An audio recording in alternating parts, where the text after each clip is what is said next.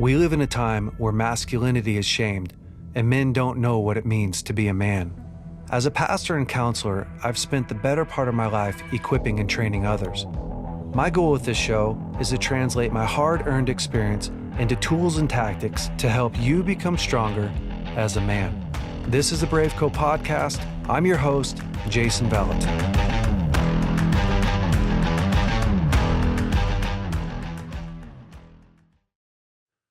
Welcome back to the BraveCo podcast, men. This week we have a really cool guest. His name's Teel, and Derek was a downhill, I think downhill or just mountain bike racer, correct? Downhill mountain bike racer. All right. See, I know what I'm talking about. That's right. And yeah, he's done all kinds of mountain bike racing, and I think, did you do motocross as well? No, but the industries are really similar. So a lot of guys that race downhill ride dirt bikes, a lot of buddies crisscross. Yeah. And it's good to specify that side of the sport of mountain biking because now I'm more on the endurance side of it. And it is very different cultures. I think mountain biking downhill lines up a little bit more with action sports. Yeah. So we'll talk about that in a minute. I'm not that I'm a big downhill, but I did mountain biking for quite a while. Well, I shouldn't say quite a while. I did it for a season of my life. I got a mountain bike and just totally enjoyed it.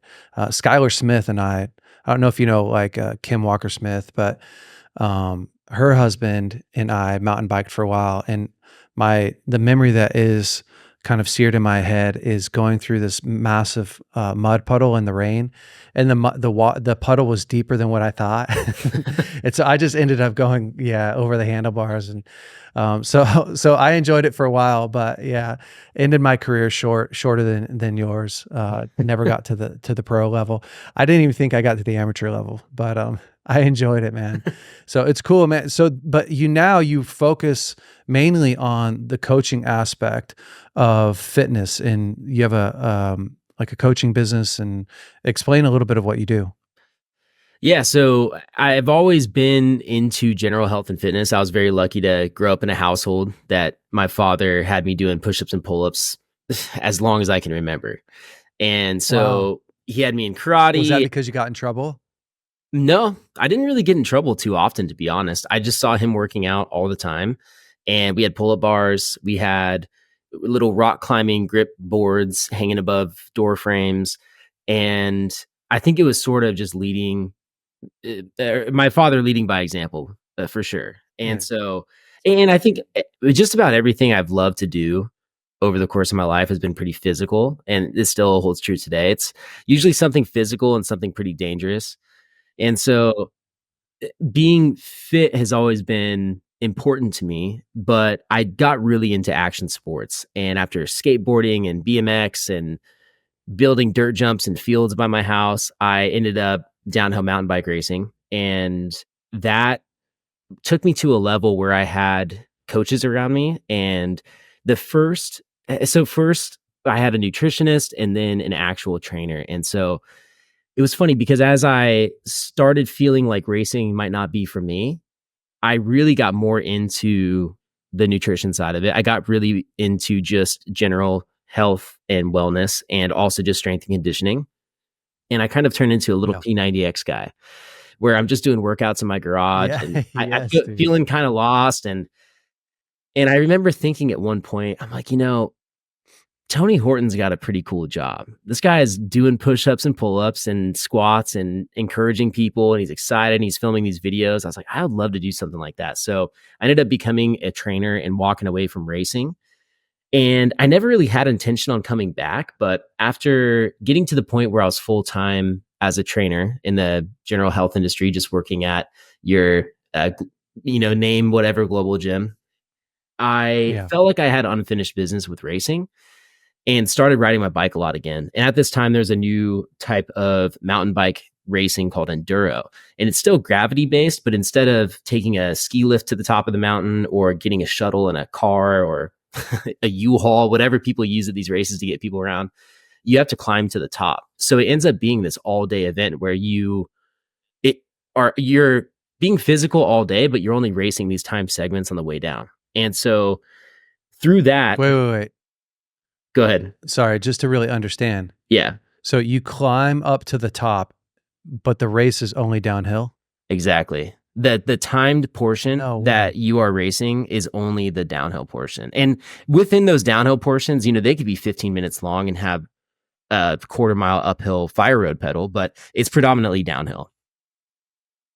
Wow. So, okay, but just explain, like, from start to finish, like, does everyone have to start downhill at, like, 9 a.m. and, like, you so the race does the race start downhill? Or is it like you just have to ride your bike up to the top, but the race starts at 1 p.m. at the top? Like, how does that work?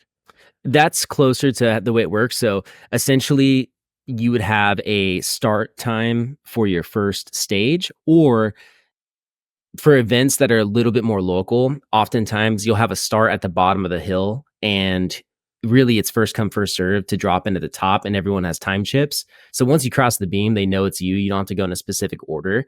And your time segment is from that top beam to the bottom beam, wherever it may be. They could be halfway down the mountain, it could be all the way down the mountain, and you could have up to 5 stages in a day, maybe six, and then you could have 2 days in a row sometimes. And it could be all of your combined time over the total day or the weekend.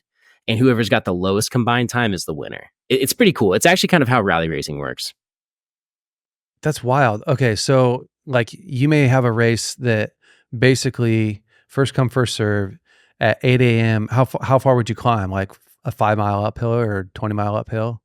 It could be 5 miles is more accurate on a heavier, bigger down or mountain bike.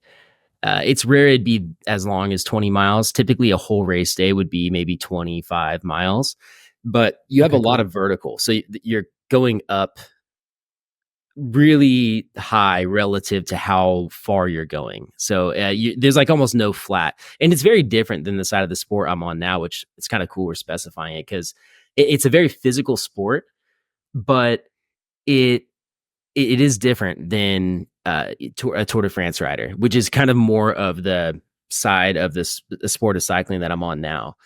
And what's interesting is that when I started racing again and was doing enduro, I was racing at a high level pretty quickly because of my previous history in downhill racing. And Yep. people knew I was a trainer. So I'm bumping shoulders with the best guys in the nation and some of the best guys in the world. And they're like, hey, you're a full time trainer and you're doing well out here. So what the heck should I do in the gym? And it made me realize that there was this need for a clear workout program. So off of the bike, all the strength work you'd want to do, even amongst some of the most elite athletes who have access to coaches and trainers whose job it is to race, and their sponsors would want them to have a coach and would Yeah. provide it, but it just wasn't really there. So I launched my first online program, and that opened up the door really to what I'm doing today because at the time I was running my business and I was just in person. I had my own training studio and really reached a lot of the goals I had as a trainer. But I was like, gosh, the online world is so scalable and the potential is so big Yeah. that I want to see what I can do here. And that kind of led me to where Dialed Health is today, which is 100% online. When did you start that? Like, when did you transition over? It was the official start of the name Dialed Health was September of 2016, but I wasn't online until 2019. And seriously, like, thank God for this. I had a subscription platform built just before 2020. And it was a very small portion of my income. But, once I had to quote unquote lock down my gym and people weren't coming in, I at least had a space for people to go so they could still train and work out. And I knew my audience at that time it was mostly mountain bikers at the time, and it was transitioning to more gravel racing, cross country mountain bike racing, road riding, and road racing. And so I just kept plugging programs and plugging that narrative and narrowing in on my audience online. And it's awesome because now I'm full time working with cyclists only. And I had no intention of this full circle loop kind of happening. But I think that it was a good reminder that if you really listen to your gut and you fully commit to whatever season of life that you're in, you're going to end up where you need to be. And That's totally been my experience. Dude, I love that. I really do because it's like in the world that we live in today, the more that you can niche down and find the one problem that you solve really well, the one thing that you're really good at and focus in on that. And as an entrepreneur, like you hear that a lot. You hear people say that like, what's your niche? Find your niche. And it's kind of a scary thing to do because you're like, if I only provide exercises for guys who ride bikes. Like, how many people really is that? But then you start to, I think, or whatever. Like in my case, if you're like, oh, if I only write a book for people who are whatever, working through pain, or then you start to think like, man, I'm missing out on all these other people. But I think what you're experiencing, what I've experienced is like when you do that, you become so much more relevant to a group of people who are really needing you, and it just opens up so many more doors than if you go like, I help people work out from cyclists to babysitters to like men who are over 40 to like when you're a generalist, it actually becomes harder to find your audience and to build that audience. So that's really Yeah. cool, man. I love that story. Dude, thank you. It is so true. I mean, you can be something to someone, but you can't be everything to everyone. And I can't remember where I heard that, but it especially if you're trying to stand out online, you have to find that group of people because there's just so much competition. I mean, you have the whole world really. And so if Yeah. I don't know how you would be a generalist to start. I think that you could really nail a niche and expand, but I think you have to work your way towards that. And that Well, that's I really think I do. smart. Yeah, it's true. Yeah, it's really true. I think that's a mistake that a lot of people make is again to be a generalist. And what you find, I have a lot of friends who have tried to break into the coaching world. Well, that world's so saturated now, right? Like 10 years ago, the coaching world was just fresh, and everyone, was wanting a coach. But now that it's so saturated that the guys who are really niched down and are good at this thing and coaching, this aspect of coaching, those guys will always be full. They'll always have clients. The generalist who's coming in, who doesn't look like a master at anything, man, they really struggle. And so it's better to get really, really great at one thing, offer that service, know that you can crush that. Then you have all these clients who are super stoked that what you provide in that niche, they have friends, right? All their friends have friends, and they're going to come, they're going to come find you. So man, it's just smart. That's a cool way to do it. So are you still racing now? I am, but I'm not pursuing it as a career. It's actually interesting. I've been getting some consulting from a really trusted friend in the industry, the cycling industry. And one thing I've realized is that I have almost built my personal brand to the point that it's starting to cause friction with my actual brand, which is Dialed Health. And it's an interesting place I'm in now that I'm going to be navigating going into this new year. You know, I've used myself for marketing because I'm my most available resource, my most affordable resource, and so it's led me to, for one, lead by example and use my product to make sure that I'm actually walking the walk. And so nailing your training is a big part of that, nailing nutrition and setting goals is huge. I've done some big 24-hour rides where I set this audacious ride effort goal and then document it. And really, it is something that I want to do. Don't get me wrong. I love to challenge myself, but a lot of it has been marketing for Dialed Health as well. And along as things have grown, partners have wanted to come along. But again, it's like when someone's sponsoring me, they're sponsoring me, and they totally support Dialed Health, but it's not like the members of Dialed Health get the benefits that I do. And so it's really interesting to see how that dynamic is kind of playing out, because I think there's going to be need to be a little bit more space between myself and the brand, just so that both could kind of grow and breathe and be a little bit more focused. Because as you're talking about becoming a real master in an area and just nailing that niche over and over and over again, I have done that to a big degree, but the more my personal brand has grown, the more confusing it's got to exactly what Dialed Health is. And so that's something I am trying to navigate. And that was, I don't even know why I went down that rabbit hole, but that's just one thing I'm kind of going through right now.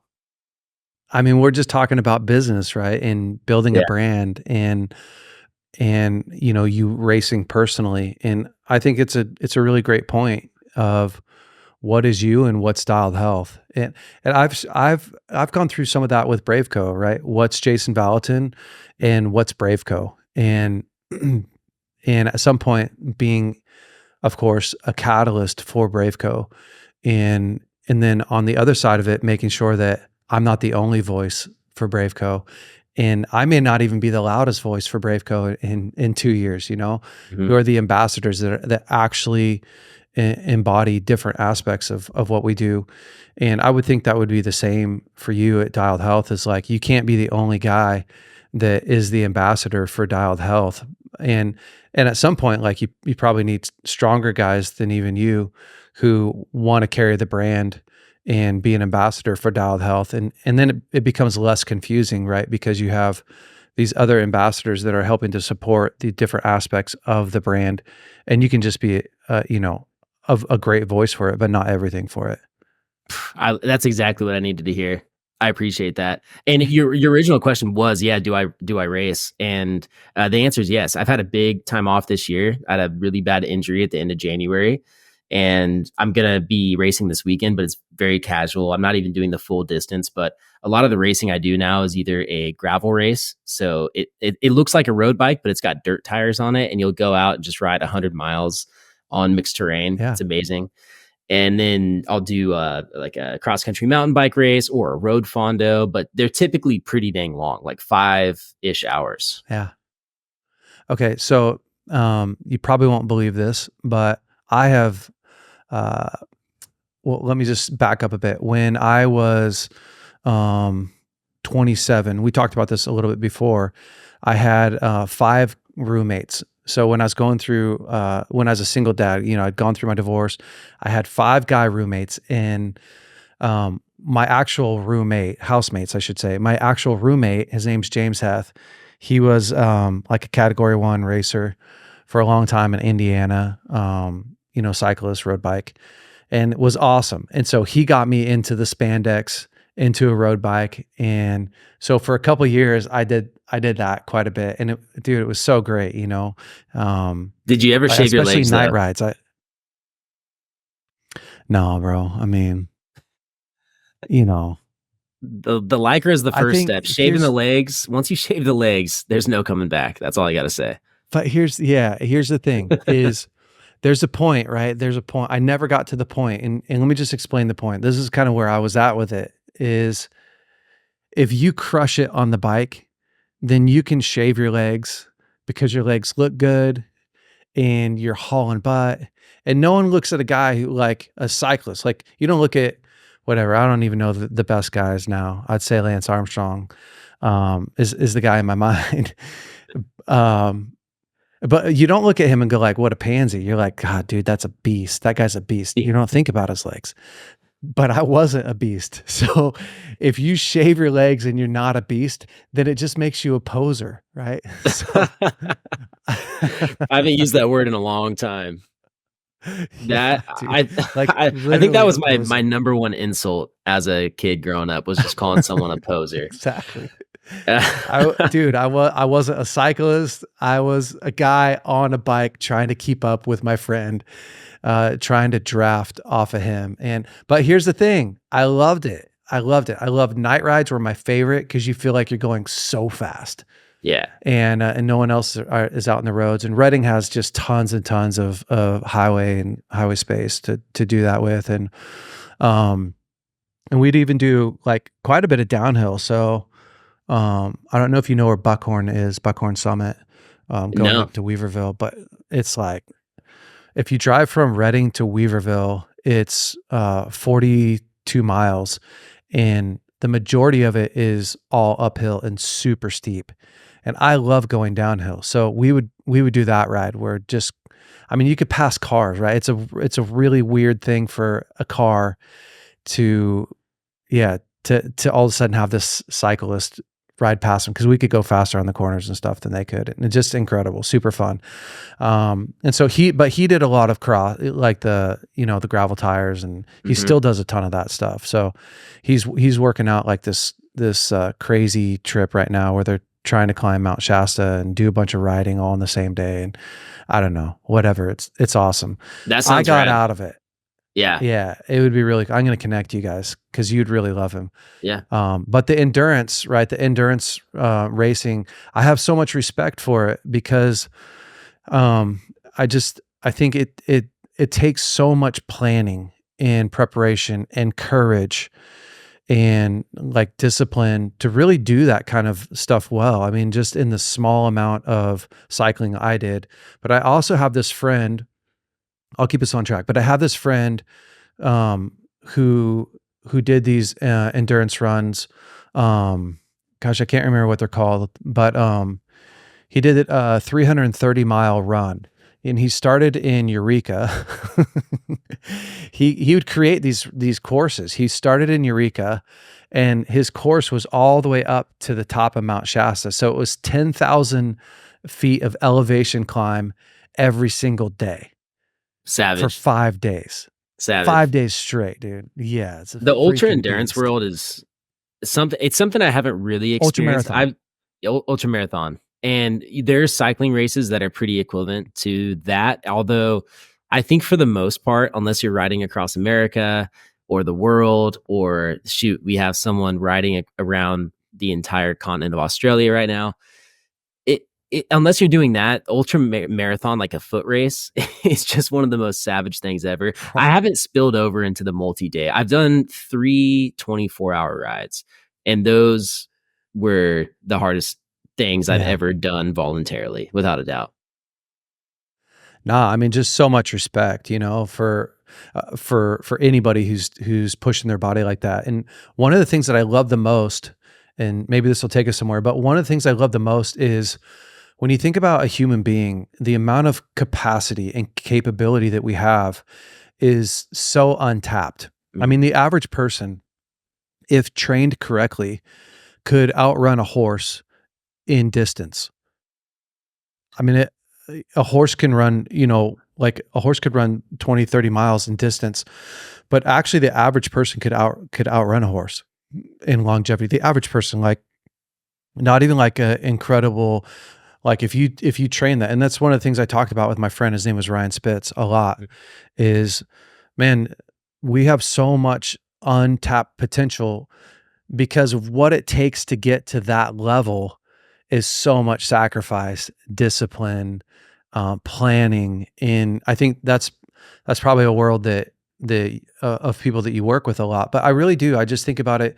If we're talking about our everyday lives, like I throw it, not to get all off the subject, but I think about it a lot in marriage and parenting and relationships and in business. Like if we put the same amount of work as we do into our hobbies into those worlds, or maybe not even that, like if we maximized, like what's my full potential as a husband, Mhm. what's my full potential as a father, what if I restricted my diet mentally the same way that I would restrict my diet physically, what if I worked out and emotionally the same way that I work out physically. Like I think about that stuff a lot just because this is my world that I work in and live in, but you can't see it the same. So it's hard to measure. There's a lot of Mhm. incentive to get a six pack. There's a lot of incentive to be able to whatever bench 300 pounds or something like that, because you can walk around and see it.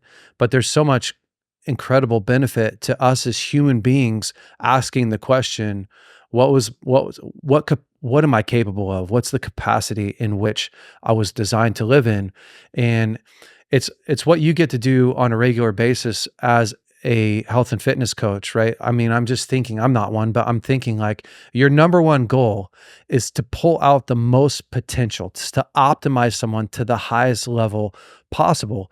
And just working hard doesn't do that, but working hard with a True. plan and with strategy does that. And so I don't know, I think about that a lot. I'm not sure if you ever think about that, but it just, when it Dude. crosses over in those other worlds, I'm like, we're so untapped. Absolutely. So I didn't ever really think about running versus what a horse could do. There's a lot of cyclists who talk about a bicycle being the most efficient form of transportation because you could outride any vehicle that had one tank of gas essentially. And that it is pretty cool to think of it that way. And it is nice, as a trainer, you get to help people set goals and pursue those goals. And I think your fitness is a very obvious and kind of tangible area to set a goal, create a plan, and then track your progress because you can track through so many different metrics and you can have such a wide variety of goals. And the great thing about maybe starting there, even if your real goal is with your business or with your marriage or with your kids, as it probably should be, or whatever profession you have, as far as maxing that out and it really giving the world your potential in a form of work. It's like you Yep. want to, whatever it is that you're doing, do it to the best extent that you can do. And you can't capitalize on every single little thing all day long, every day like that. And that's something you have to be aware of. I've actually had a straight up anxiety attack over being like, oh no, I need to like every single day break it down and spend more time with my kids and be more active as a husband, build my business and work out harder and blah, wake up earlier. And then like you just freak out and crack.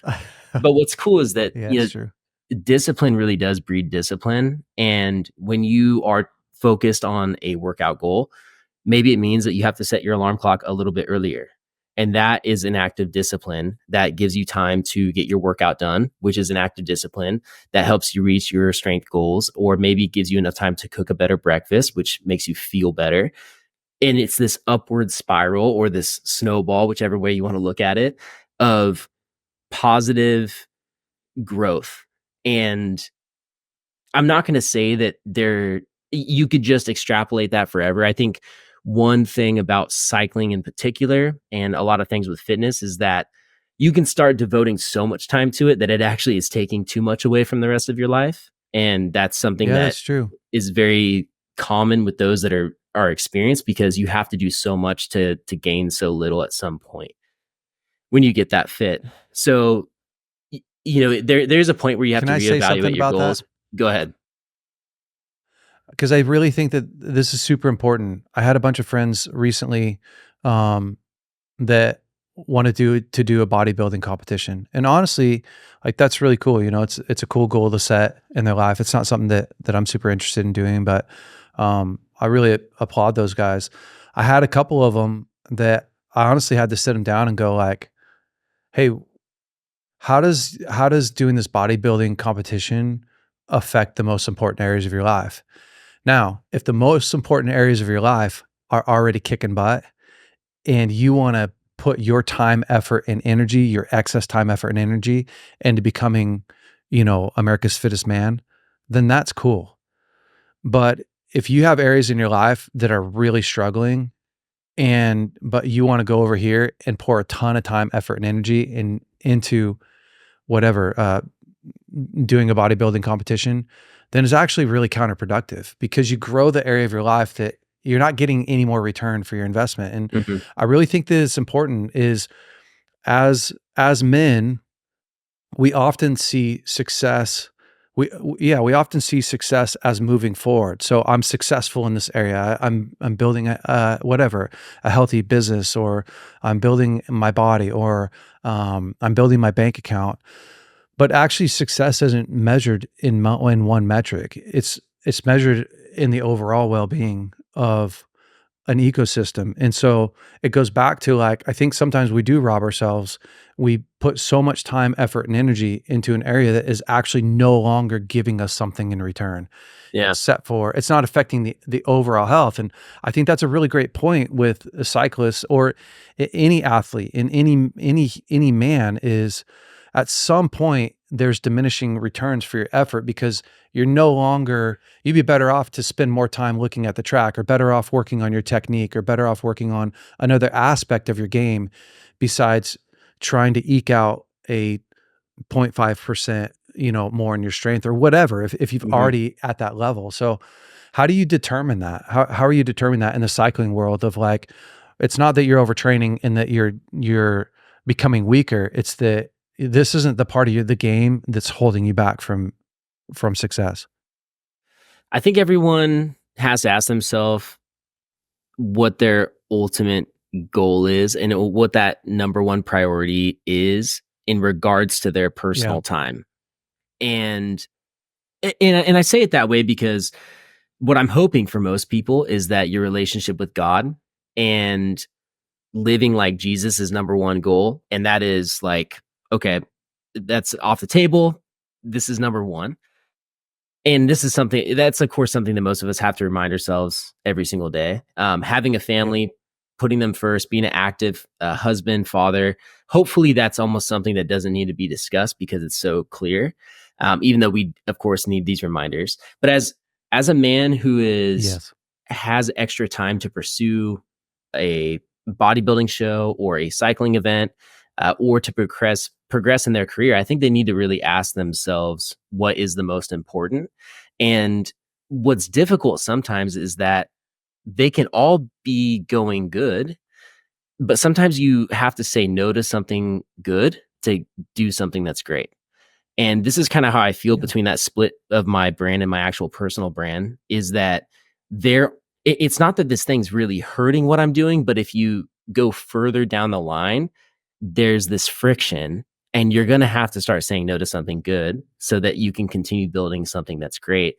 And so having clarity on what your goals are is the most important to make that decision because I know that for myself, to use myself as an example, growing my business long term is more important than growing my personal brand, especially in the short term. And I think for someone Yeah, who that's smart. That's true. thanks. And it's hard because it's almost easier to do the other thing and it's more short term gratification wise, but yeah, that is something that you would have to ask yourself. And I think, to be honest, sometimes you do need to push a little too far in an area to really know what it looks like and to see what kind of an effect it has. And I think this is the hard part as a coach or even someone who just puts out content to the masses, because some people need to be held back and some people really need a kick in the butt. There are people, you could have two people Yeah. telling you the exact same thing, and one person is using it as an excuse and one person is genuine. And that's the weirdest thing is that Yeah. you have to know yourself, and if you're working with someone you have to try and read between the lines a little bit, because there's times in my life where I've told myself, dude, just just have the extra cocktail and eat the ice cream. Don't be a psycho. Enjoy life and all this. But what's crazy is that a week later, in my head, I'm like, I'm gonna be a psycho, and I'm doing it because I want to enjoy life more because I have these goals and this blah blah blah. And so it's just funny how you can sort of flip the script. And I have learned that there are times where I need to kick myself in the butt to go, but physically, I sometimes have to overdo it. Like I actually just went to Europe and I did this road fondo, and I'm coming back from getting hit by a car in January and broke my femur and my Oh my pelvis gosh, and was in dude. the ICU, and it was very bad. And I'm still recovering. But in my head, 8 months down the road or months down the road, I would have been ready to go. I've had huge injuries in the past, like ACLs and 7 broken bones and concussions and all these things. But this was on such another level that I really underestimated the time it would take to get back. And so I wanted to make sure I wasn't leaving opportunities on the table because there was so much Yeah. I had to say no to this year that it took me going to Europe and going way too hard on a ride and signing up for this thing that I shouldn't have done and pushing myself to the finish line to realize, okay, this is too far. You don't need to do this anymore. And if the thing is, I shouldn't have done that, but I needed to know, because this the way my business works and things, opportunities that arise. I get too excited. I want to be out there.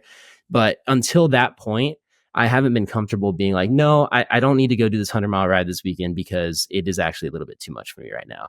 And even saying that kind of thing, just it sucks, but it's the reality. So that was a long-winded way to say I that I think that people need to be really honest with themselves and have that self accountability to know or to even ask themselves on a daily basis, do I need to kick myself in the butt, or do I need to hold back? Or do I just see this thing through and see what happens? I I also don't think that's the worst thing ever for something temporary. Mm, But maybe if you're questioning it, that's when you have the conversations with the people around you, especially your wife, especially your close friends, and be like, hey, yeah. this bodybuilding show, for example, it's 4 months of preparation. I really want to do it and see what it's really like. And I want to commit 100%, because the thing is, if you did it and you didn't commit 100%, you would kind of in the back of your head be like, oh, man, I could have done that a little bit differently. And you're not going to be able to put it to rest. So that's the hard thing. And maybe it's just Yeah. being a man that is proactive, or someone who doesn't want to settle, or you do want to make sure you squeeze the juice out of every opportunity you get. But I think there's just some people that have to find out the hard way. I think that I'm one of them to an extent. Yeah. Well, when I was a wildland firefighter for a while, um, I always said that the guys who people who never push themselves to the limit are often afraid. They spend more of their life afraid because you don't actually really understand what you're capable of and what you're not capable of. And so there is like this real blessing in coming to the end of yourself. And we did lots of fighting fire, whereas I'm running a chainsaw for 20 hours straight, and that's just what you had to do, right? If you're the first one on the fire, and hiking. And I remember we did like a 30-hour day. It was just this continual day because of we had already started work, and then we got called out on a fire, and we're the first ones there, and you have to hike in, and you have to, attack it with the crew. And by the end of all that, you're like, man, I've just gone 30 hours. That bred a confidence in me that I didn't have before that. I didn't actually possess it. And I remember seeing other guys who had never experienced something like that. I literally heard guys say like, man, I don't want to work hard today in case we get called out on a fire. And I'd have to go like, no, if you don't work really hard today and you hold back tomorrow and you hold back the next day and you hold back the next day, you won't actually have the physical capacity that you need to be able to work a full day and then another day on top of that. And when we reserve ourselves, that's why I do like, you can't live your whole entire life on a razor's edge, or you fuse out. It's Mhm. bad. You will break down. But I like what you're saying, because sometimes it's important to reach that limit of I actually physically can't go further, because now that's something that you can measure. Do I want to go further? Do I need to go further?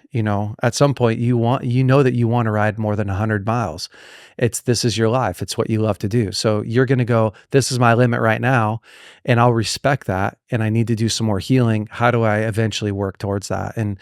But for some people, it's a great help and a great reminder of, no, this is what you're capable of. And you better respect that boundary. You better back off, because on the other side of that, is a breaking point. So that's a good point, man. Shifting gears just a tiny bit.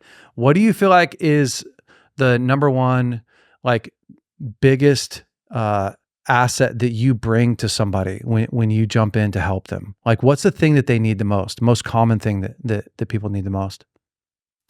For my audience, it's clarity, because there's so much noise. They're coming to me for strength training programs for that help them as a cyclist and also improve their general health and well-being. But a problem with most training programs, or even training systems, CrossFit, for example, or even bodybuilding, powerlifting, high rocks, you can name, like, or enter in any type of fitness program. None of those people are going for 100 miles on their bike the next day. And if you're an endurance focused athlete, you cannot train like them, because you just fry out. You get to a point where you're not getting stronger because you're doing so much riding, and you get to a point where you're not riding faster because you're so fried from all the strength work, and even the conditioning you're doing within those workouts. So people are coming to me because I build programs that take that into account for them, and that actually allow them to get those benefits without interfering with their real goals on the bike. And so when someone comes to me, I think it's really for clarity. And that's why oftentimes I build programs that are as realistic for people to do as possible. And there are times where, as a trainer, you know what a perfect workout is. You know what the perfect piece of equipment would be for this person with these goals. But sometimes that is not the scenario that it can be done in. And that's something that I've had to learn as a trainer, where I don't want to feel like I'm compromising on what I know to be true. But at the end of the day, you have to get someone moving and get them consistently training. And even if that means they're doing 80% of what they're capable of, or maybe there is something that would be better, but if they're not going to get to a gym that has that piece of equipment and do it, it doesn't matter anyways. And so I have taken those Yeah. things into consideration and make sure, okay, the number one goal for people is consistency. There's a ton of noise. They really don't know what to do. I feel very confident in what they should do, and I have a lot of proof that it works. So here are these packaged up bundled things for them to try out. And yeah, I guess that's just such a That's great. big goal of mine. So Yeah. yeah, when people come to me, I think they're I like that. coming for clarity. And then sometimes too, people just need to be inspired. People just need a little encouragement. I feel like one of my gifts is just being a natural encourager. It's something that I've never had to try to do. It's just something that feels natural for me. Like, it doesn't take any extra energy for me to encourage someone to do something that's positive. And that's why I love my industry so much, because it's such a positive thing, unless it goes too far, like we talked about, which I've crossed those lines and dealt with those people. But even as a trainer in the general fitness industry, training a lady to do her first push-up in her 40s, or getting someone who is 450 pounds to do a strength circuit and they never thought they could ever work out, has been almost as satisfying as a pro athlete winning the race they trained for, or Yeah. some insane athletic endeavor. And so it's cool to see that. That is what taught me that it's really like the feeling. It's not necessarily the specifics of what someone's performance level is. Like, it's just so cool to be able to help someone through that process. So people just need encouragement. That's great. Yeah. I could see that a lot. I think that whether it's cycling or emotional health, uh, I think what we really offer people is clarity, because there is so much noise.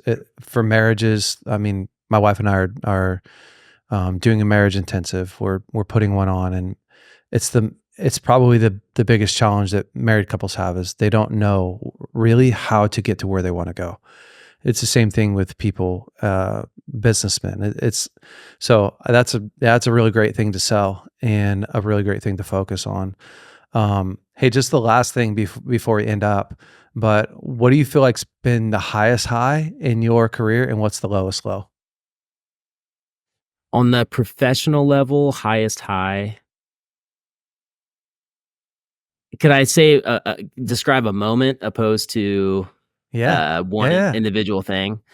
It's actually crazy, because the lowest low really comes right after it. So this January was the best position my business has ever been in, the most credibility and notoriety I've ever personally had, and also the fittest I've personally ever been. And all of that wrapped around the professional side of the business, because my business, like I said, the personal brand's very tied into the brand. Those three things this January, I was flying high. I came in off of actually a few podcasts that were really good for my business, and there was just so much momentum that that's probably the highest high that I've had. And maybe before that, when I opened a training studio when I was just training people in person, and when I booked out that training studio, I remember a moment of bliss, of being like, wow, I came over here, I quadrupled my overhead, and I lost more than half of my clientele, and I rebuilt this thing. And as a trainer, up to that time, before I even looked into the online world, the biggest goal was to have your own studio, run your own business, have a booked clientele, and there's better schedules than others for trainers. So to not be doing split Yep. shift schedules. And so I had gotten to that point. So those were two very, very big highs for me. Just these moments where it's like, oh my gosh, everything is pumping.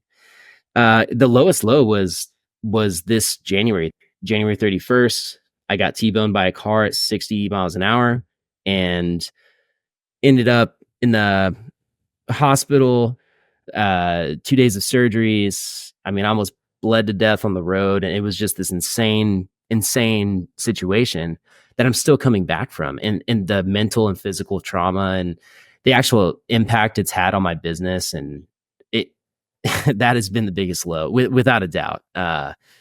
So it's been incredibly challenging, but I'm already starting to see the silver lining. One big prayer I've had is that God really reveals why this happened, or if there was a purpose behind it happening at all, and more so Him just coming to save me when something bad happened.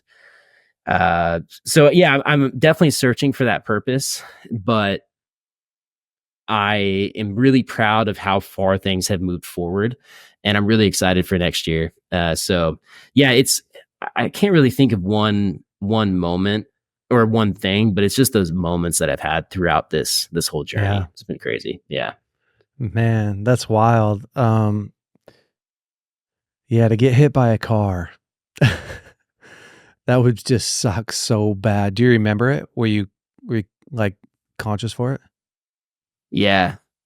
And it's a double-edged sword because I I didn't have a brain injury, which is a huge blessing. Spinal cord, totally fine. But I felt Wow. and remember everything, and that's where a lot of the trauma comes in. And Yeah. being in that place, it's just insane how such a small period of time can really change your whole life. And so, yeah, double-edged sword. I wouldn't prefer to have a head injury, but it's a weird thing to joke about, but in action sports, especially with mountain biking, motocrossers, sometimes a little knock to the head's nice because you don't remember your femur breaking. It's those little things are like, okay, like a little baby concussion probably would have helped the scenario. So Yeah. yeah, Gosh, man. That's wild. Well, at least when guys go through tough times, you can go, "Yeah, I know what that's like. I watched my femur break." So, yeah, it's yeah, yeah, easy, dude. dude, absolutely. And what's insane too is just the people I've already helped through injuries this year, and being Mhm. able to speak to them in a different way, and really having more empathy for people in a way that actually helps them, opposed to, it's funny. What I've realized through this process have been all these scenarios where I just wasn't there for somebody, but I didn't even know that I wasn't there for them. You know what Yeah, I it's mean? true. Like, my grandma I went through do. cancer a few years ago, and I'm like, "Oh my gosh, I wasn't there for her like I should have been." But I didn't even know. I didn't even know. And part of what showed me that was people who came and helped me had been through very hard things. The people who showed up to Yeah. the ICU to help me, they were people who have been in the ICU or have been through chemo or, name whatever horrible thing.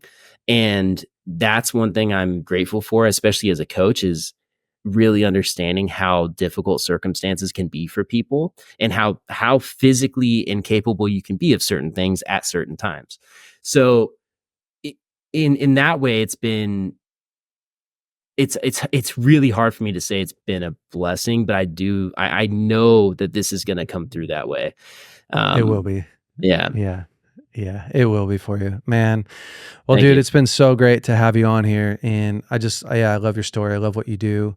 And so if we have any cyclists here that, man, you're looking to up your game, to get a real plan, to gain some clarity, and to know how to build a better, stronger body for what you do, go to Dialed Health. And if you just want to go and check out Derek's stuff as well, you guys can go follow him at Dialed Health. But you also have dialedhealth.com for cyclists and those guys. I went and checked it out. It's great, man. Yeah, you've done some great work. So Thank you. congratulations on that, man. I'm sure that you're gonna continue to build and do some awesome stuff. So otherwise, man, this week, hopefully you enjoyed this week's podcast. We will see you next week on the BraveCo podcast. Hey, BraveCo men. Hopefully you loved this week's episode. Listen, If you have not subscribed to our podcast, you are already behind. Go ahead and click right here to subscribe to our podcast. And if you have not watched last week's episode, you can click right here and watch last week's episode. And listen, if you want to upgrade your wardrobe, you can check out some of our new hats that we have in stock and all our other swag. Go to braveco.org and you can look at our store there. Have a great week. We'll see you next week.